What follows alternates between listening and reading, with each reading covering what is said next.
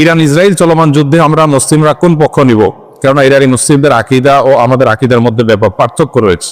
দেখুন, একটা কমন নীতি আমাদের প্রত্যেকেরই জানা থাকা দরকার। সেটা হলো, একজন মুসলমান তিনি সবসময় মাজলুমের পক্ষ অবলম্বন করবেন। যখন দুটি বিবাদমান পক্ষের মধ্যে একটা মাজলুম আর একটা জালিম হবে, তখন সেই ঘটনায় মুসলমানরা সবসময় জুলুমের বিরুদ্ধে অবস্থান নিবে।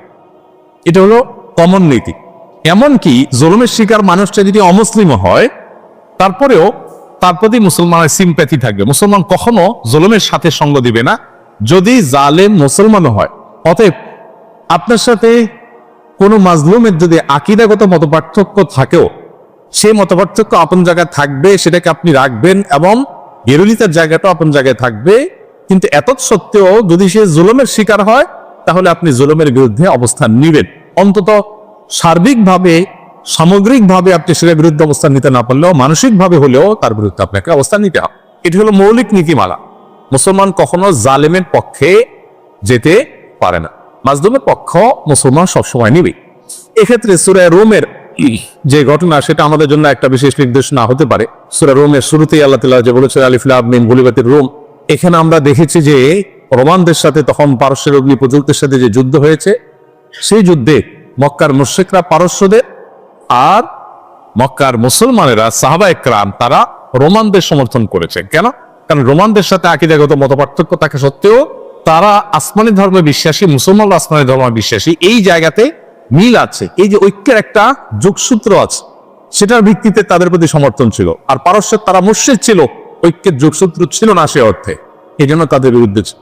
অতএব আজও আমরা ওই মূল্যকে মাথায় রেখে অনেক আহলে কেবলা, অনেক আপনার মুসলিম আছেন যারা হয়তো বিভ্রান্ত, যারা হয়তো বিদআতে লিপ্ত, কেউ কেউ হয়তো শিরকে বা ইসলামের জ্ঞান গণ্ডি থেকেও খারেজ, বা বাহ্যিক দৃষ্টিকোণ থেকে আদর্শময়তে মুসলমান মানুষ মনে করে পরিস্থিতি বিবেচনা, বিশেষ করে তারা যখন জুলুমের শিকার হবে, তখন জালিমের পতন চাওয়া বা তাদের চাইতে আরো বেশি জুলুম যারা করছে তাদের পতন চাওয়া বা তাদের ব্যাপারে আপনার যথাযথ অবস্থান গ্রহণ করা, এটা মুসলমানের একজন দায়িত্বশীল মুসলমানের কর্তব্য। সেই স্ট্যান্ড বা সেই অবস্থানটা আমাদের এক্ষেত্রে হতে পারে। এছাড়া এটা তো ঠিক যে সিরিয়া যুদ্ধে ইরাকে বহু সুন্নিকে তারা হত্যা করেছে, নির্মমভাবে হাজার হাজার লক্ষ লক্ষ সুন্নিকে তারা হত্যা করেছে। মূলত পৃথিবীতে মানুষের পাপের কৃতকর্মের প্রায়শ্চিত্ত মানুষকে করতে হয়। বিশেষ করে জুলুম যদি করে কেউ, তাহলে জীবদ্দশাতেই তার প্রায়শ্চিত্ত করতে হয়, আখিরাতে তো আছেই। এই জন্য জুলুম থেকে আমরা সবসময় নিজেদেরকে বাঁচিয়ে রাখবো। কোন যুক্তিতেই আমরা জুলুম করব না। এমনকি যুদ্ধক্ষেত্রেও নবী সাল্লাল্লাহু আলাইহি ওয়াসাল্লাম আমাদেরকে জুলুম করার পারমিশন দেন নাই। অমুসলিমের সাথে আল্লাহ তাআলা জুলুম করার পারমিশন আমাদেরকে দেন নাই। অতএব যে জুলুম আল্লাহ নিজের জন্য হারাম করেছেন, হাদিসে কুদসিতে আল্লাহ বলেছেন, ইন্নী হারামতু যুলমা আলা নাফসি, হে আমার বান্দারা, তোমরা জেনে রাখো আমি নিজের প্রতি নিজের জুলুমকে হারাম করে রেখেছি। ফালা তাযালামু, অতএব তোমরা একে অন্যের প্রতি জুলুম করিও না। এটা আল্লাহর কথা, হাদিসে কুদসি থেকে বলেছে। সো জুলুম থেকে আমরা হাজার মাইল দূরে থাকবো, আমার তারা যেন কারোর প্রতি অবিচার না। কারণ জুলুমের পক্ষে যারা থাকবে তাদের পতন অনিবার্য, আজ হোক আর দুদিন পরে হোক। ইসলামিক দলে তারা কি বাধ্যতামূলক ক্রিয়া, নির্দিষ্ট দল না করলে কি মানুষ কাফের হয়ে যাবে? ভাই, এগুলো হলো বিভিন্ন আমাদের ভাই ব্রাদারদের বাড়াবাড়ি। বিভিন্ন ইসলামিক দলের কর্মীরা তারা তাদের মতো করে অনেক কথা বলেন, যেগুলো আসলে না কোরআন হাদিসে আছে, না তাদের দলের নেতারা তাদেরকে ভাই বলো। এরকম অনেক ভাই ব্রাদার আছেন যারা এই ধরনের কথাবার্তা বলে। একজন মুসলমান রাজনীতি সচেতন হতে হবে। ইসলাম এবং মুসলমানদের কল্যাণ কোন দিকে, অকল্যাণ কোন দিকে, এইটুকু বোঝার মতো ক্ষমতা একজন মুসলমানের মধ্যে থাকতে হবে। কারণ তিনি ইসলাম এবং মুসলিমদের কল্যাণ, নিজের দেশ, মাটি, মানুষের কল্যাণ বিবেচনা করে তাকে সিদ্ধান্ত নিতে হবে। তার কোনো সিদ্ধান্ত এটা যদি কোনো খারাপ মানুষের বা ইসলাম মুসলমানদের প্রতি বিদ্বেষ পোষণকারী বা ইসলামের ব্যাপারে অমনোযোগী মানুষের এগিয়ে যাওয়ার পথকে উন্মোচন করে, সে আল্লাহর কাছে দায়ী থাকবে। এজন্য তার রাজনৈতিক সচেতনতা, তার মতামত, ভোট প্রদান, এগুলোর ক্ষেত্রে অবশ্যই দায়িত্বশীলতার পরিচয় একজন মানুষকে দিতে হবে। কিন্তু একই সাথে দাওয়াতি কাজ করার জন্য, ইসলামের মানুষকে আহ্বান করার জন্য অনেক প্ল্যাটফর্ম আছে। ইসলামী দলগুলো সেরকম অনেকগুলো প্ল্যাটফর্ম, অনেকগুলো দল, অনেকগুলো প্ল্যাটফর্ম। কেউ কোনো প্ল্যাটফর্মকে বেশি উপযোগী মনে করে সে প্ল্যাটফর্মে তিনি কাজ করছেন, সেটা পলিটিক্যাল হতে পারে, নন পলিটিক্যাল হতে পারে। এটা আল্লাহর কাছে নাজাত পাওয়ার জন্য যথেষ্ট।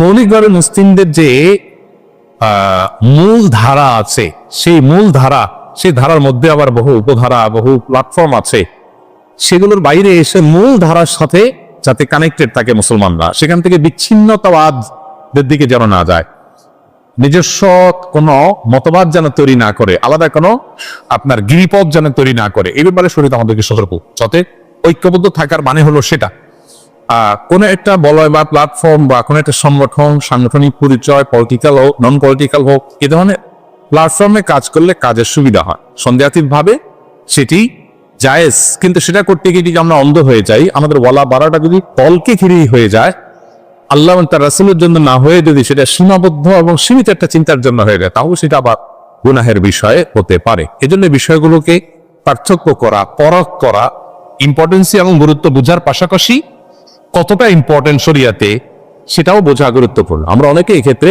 বাড়াবাড়ি করি, আবার অনেকে ছাড়াছাড়ি করি। এই দুটারই অবসান হওয়া দরকার এবং সঠিকটা আমাদের অন্তত উপলব্ধি করা দরকার। আল্লাহ তাআলা বুঝার তৌফিক দান করুন। ওয়াহাবি ও সুন্নির মধ্যে পার্থক্য কি? এটা তো কমন একটা বিষয় আমাদের দেশে।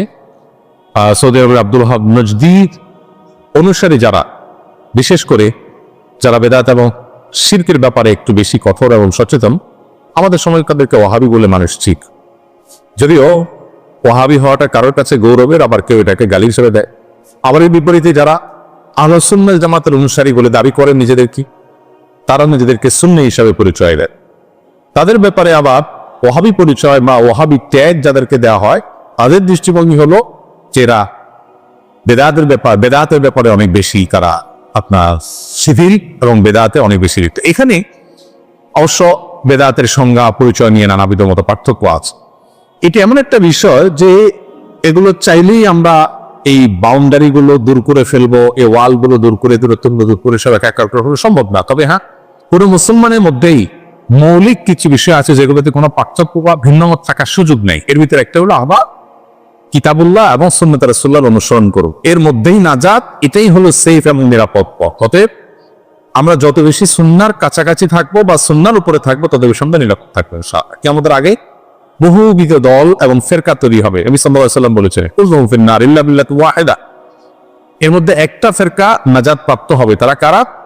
তারা হলো মা আনা আলাইহি ওয়া আসহাবি, নবী সাল্লাল্লাহু আলাইহি ওয়াসাল্লাম তার সাহাবীরা যে পথে ছিলেন। বাস আমরা নবী সাল্লাল্লাহু আলাইহি ওয়াসাল্লাম এই কাজটা এভাবে করেছেন কিনা, করতে বলেছেন কিনা, সেটাকে আমরা আমাদের অবলম্বন হিসেবে গ্রহণ করলে এটাই হবে আমাদের জন্য নিরাপদ। ট্যাগ, নাম যাই দেয়া হোক না কেন, অতএব সেটা হলো আমাদের কাছে মুখ্য এবং মূল বিষয়।